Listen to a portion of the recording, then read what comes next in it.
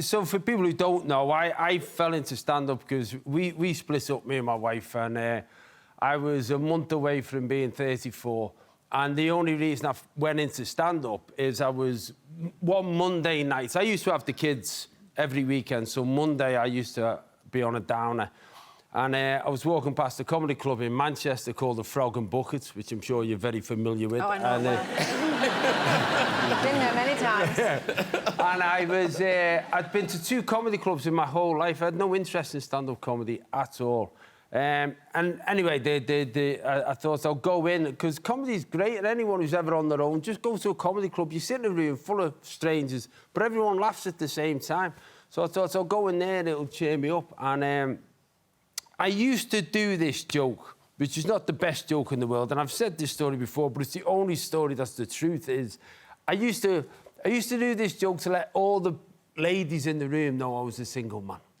I used to say, I'm really sad at the moment, ladies and gentlemen, because me and my wife are not together. Oh. It's not that sad, honestly. We're not divorced or anything. I've just killed her. But I knew I was going to miss her, so I've kept her head in the fridge. Terrible joke, terrible.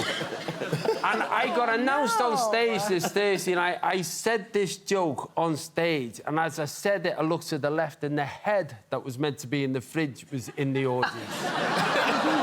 So this is the true story. So she was in the audience, and what had happened, we've been apart almost 2 years at this point. And when you're apart, you live parallel lives, so you don't really know what's going on in each other's life. You deal with the logistics of children. She had a new job. The people she was working with were going out for a birthday do. Someone said, let's go to a comedy club. She didn't know I did stand-up comedy. The people she was with didn't even know my name.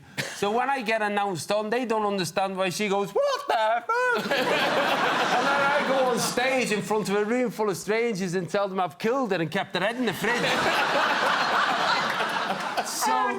So that twist is in the film where they get back together. And what happened with us is that I remember we were literally going through the final stages of the divorce. I remember seeing that and thinking, God, that's going to cost me another 10 grand. And then she came over and we started talking.